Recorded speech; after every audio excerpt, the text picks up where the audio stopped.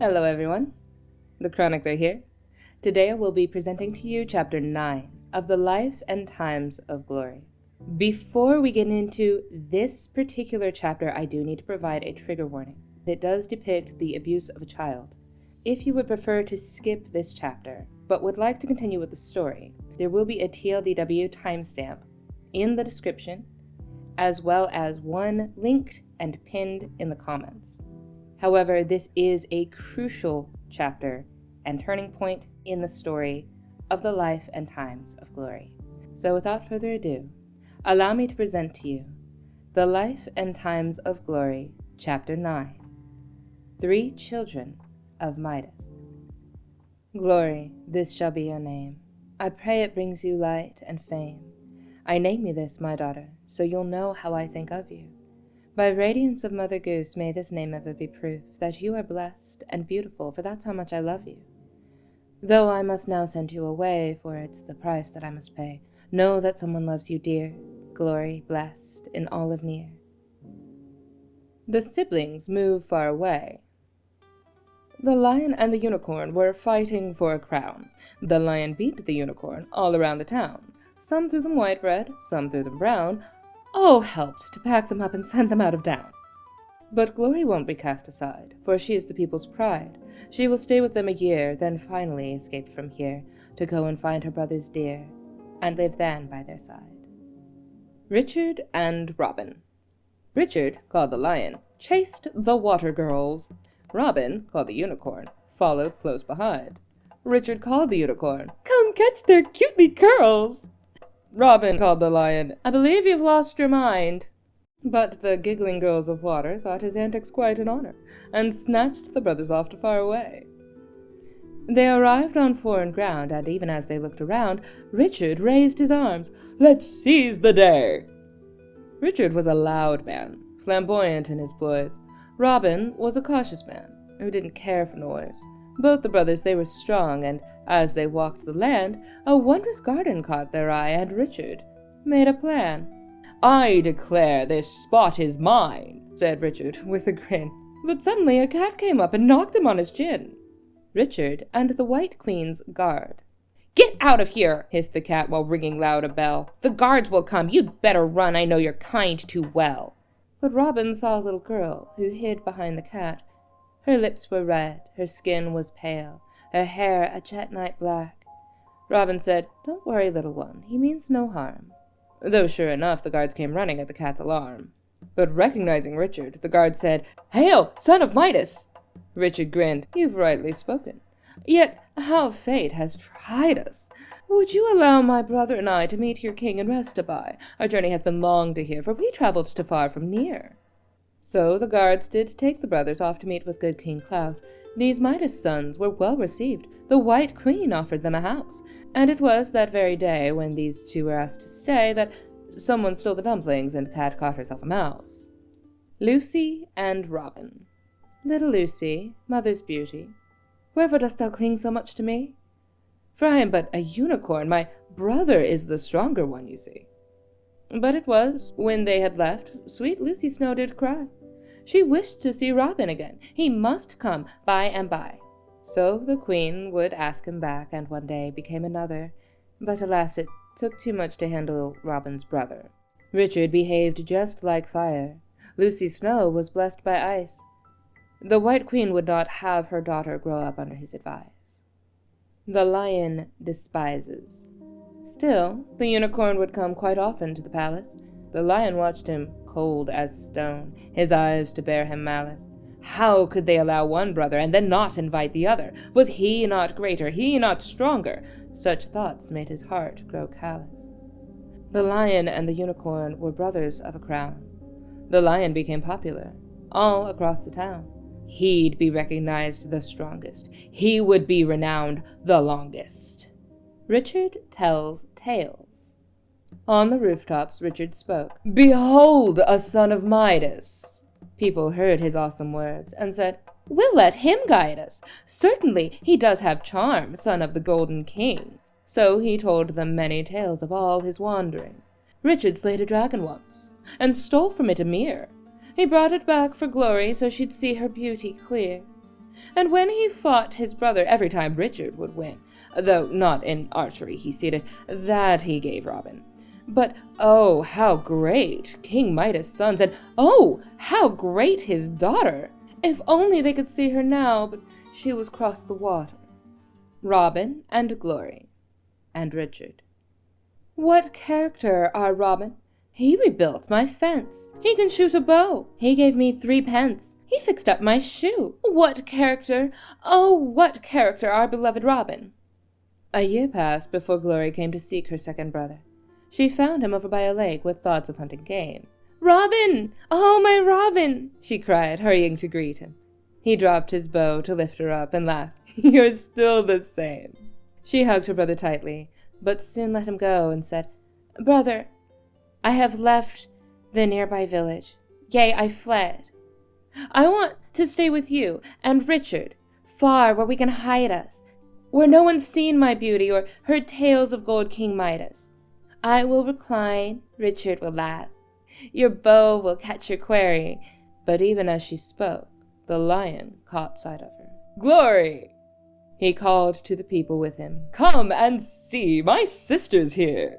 You will never see a one more beautiful or fair." This is Glory's tear. It's not reflected in the mirror. The path they laid for Glory. "Glory," said Richard, "come, smile for me. Will you greet just one, not the other?" Glory gave him a curtsy. Of course. Of course I'll smile for you, brother." People came from all around for Lion's every story. Within a year the White Queen passed. King Klaus was heavy laden. The citizens of far away all called that he take Glory, for who better to be their queen than this golden-blessed maiden? For any king should want to hold a girl whose goose laid eggs of gold. And so King Klaus remarried, and they had a golden queen, and everyone was happy. Or that's how things should have been. Glory's brothers came to visit her within the palace. Klaus had filled it up with gold from bell to wall to chalice. Even though the people cheered for all the gold they'd seen, some still held a fire's fear and missed the late White Queen. Glory will not cry. Mirror, mirror on the wall, who is fairest of them all?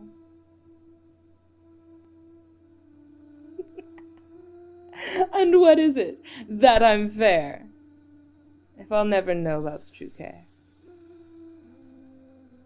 Jenny Wren. Here is Jenny Wren, once one of the White Queen's maids. She'd letted a mouse. She loves to dress in silk and lace. Whenever she goes out, she oh so sweetly, humbly says that silk and lace are reserved for grace, and she's much too modest for such a place. Here is Jenny Wren, sickly sweetest of women. Come now, Jenny, Jenny Wren, and use your callow ploys again. Jenny talks to the queen. "Oh, my gold queen," said Jenny the maid, "I see that you are fair. I know your beauty from afar and curling golden hair. But I wonder what it is that distresses you so." Jenny gently bowed her head. "My queen, what can I do?" Glory saw her calming eyes and told the maid her worry. "It seems I am not wanted here for anything but glory." Jenny said, "But you are loved." Well, I know just the thing. Jill, the one who watches snow, was loved by the White Queen. She does not accept you, though you're with us half a year. Would it not be better then to send her off from here? And you will see then for yourself if our good dearly king loves you as truly as he should, for are you not his queen? The cat departs. The king sent off the cat. The cat refused to go. "If I leave, then who will stay to watch dear Lucy Snow?" But Jenny Wren stepped up and said, "Am I not too a maid? I will watch the darling thing, for I too worked for our late queen." And everything worked out for her just as her plan was laid. Robin met Jill at the shore. "I'm sad to see you go, but may we reunite once more," said Jill. "May it be so." Glory has a daughter. A year then passed, and Glory bore a little girl of red, red on the rose and on her lips and on her little head. Robin loved the little girl, but Richard boldly said, What a child! If not beautiful, then rather dead. Glory was known far and near to have a special gift, the gifting of the butterfly to make one's structure shift. Many days she could be found, experimenting all around, like she'd done once with the mice. Oh, she had fixed them up quite nice. And she thought of it again, that all people were the same, except her dearest darling Dolly. Yea, her perfect precious Polly. Richard despises Polly. "Oh, Queen Gold, what a sorrowful soul," said Richard at least once a day. "Do you not have the power to change that beanpole to a lady of proper display?"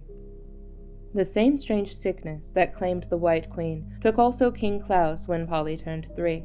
Her uncle, Lord Richard, his taunting grew worse, and each day he plagued the young girl like a curse. With every new morning, Polly would hear it. "Your mother's a beauty, so then what of you?" He'd point then to Lucy. "Do you not fear it? You need to become someone beautiful too, else none in the kingdom will ever like you." The Queen would come quickly and tell him to shoo. Glory and her daughter. Little Polly Flinders sat among the cinders, warming her pretty little toes. But when her mother caught her, she spanked her little daughter, for Polly should not ruin her nice clothes. With all she had, Glory refused to guinea pig her Polly. "You're beautiful just as you are, your mother's darling Dolly. So do not soil up your clothes, or they won't match your beauty. Keep yourself respectfully, that is your only duty." A sorrow impending. But one day, when Glory could not be around, as people came by from each faraway town, her dear brother Robin was set to watch Polly, until the young girl asked for pie. Kind Robin then patted her little red head. "I'll talk to the kitchen," her dear uncle said. "But you should be good and stay right here, okay?" said Polly. "Of course, I'll be fine." The worst thing. Robin left Polly out there in the garden, the field of her mother's red roses. Red like her hair, stems of green like her eyes, and some blooms were pink, just like her toeses. But the guards were paid off by a man of much hate. Golden Richard came out from the trees. He saw the small girl, picked her up by her curls, and carried her off with great ease. Glory's fury. Glory's last experiment had been upon a sword, a heavy giant weapon that had crashed onto the shore. She had shifted down its length and heightened up its power. So greatly she increased its strength that anyone would cower. With it, if one bore strong will, anyone that one could kill. Glory held it carefully. The sword was hard to wield. Though it was smaller, strength alone still wouldn't make it yield. And if she was not taking care, it might act on its own. But perhaps her eldest brother, with his skills so honed, yes, surely he could wield this blade. She owed him presents anyway. Excitedly she sought him out, to bring to him her sword. But when she spied him, suddenly she lost all wind for words.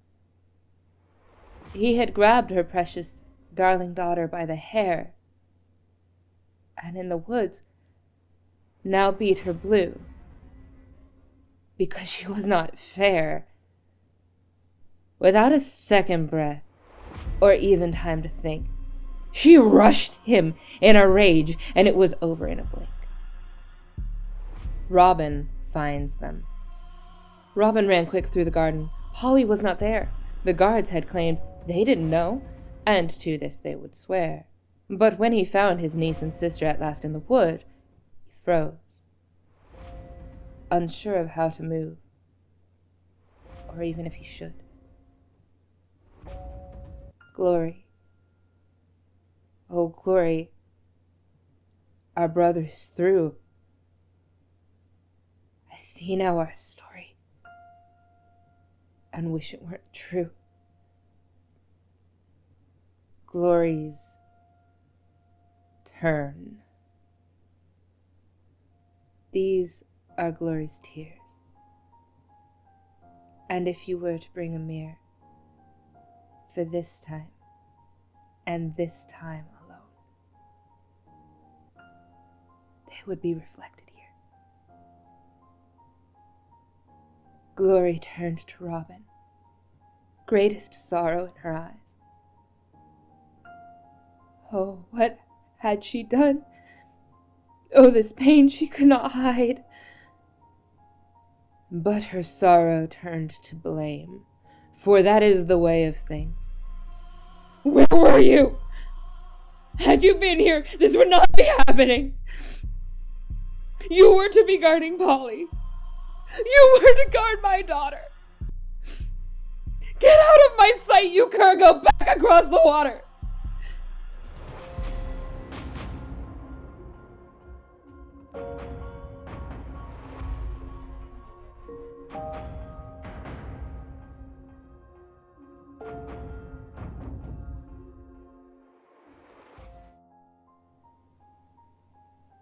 I needed a reset after that. The end of chapter 9. Thank you so much for listening. And I look forward to reading to you chapter 10, To Make a Crescent Moon, next week. Stay gorgeous, peeps. Here is our TLDW. First of all, thank you so much for following along in this story. This has been an incredible project. Wow, yeah. So, what you need to know, both Richard and Robin, who are the lion and the unicorn, and also the brothers of Glory, have come over to Far Away, and then Glory also comes to Far Away after them. The brothers, the sons of Midas, make a name for themselves, especially Richard. Richard is very flamboyant and boisterous and very prideful. He wants to be renowned and known as the strongest. Well, the White Queen does not invite him to watch over Snow White or be anywhere near Lucy Snow. Instead, she invites Robin, but she doesn't invite Richard, and this makes Richard become very angry and act out. Later down the road, the White Queen has died, and Glory has now become the queen. She went to Far Away to try and escape the concept of being a child of Midas. She didn't want people to know who she was. She didn't want people to know how beautiful she was and all this stuff, because that's everything that they knew and expected over and near. And lo and behold, Richard has already gone around telling great stories and flamboyant tales. This is the great children of Midas, and has already declared how beautiful and fair Glory is. So by the time she gets there, they all have the exact same expectations of her that she had in Nier, and so she just can't escape. So she ends up becoming the next queen, the Golden Queen, who marries King Klaus, and she gives birth to a little daughter named Polly, who has red hair and green eyes, and she's really, really cute, little freckles, and I like her a bunch. But Richard hates her. Richard decides that Polly is ugly and needs to be fixed.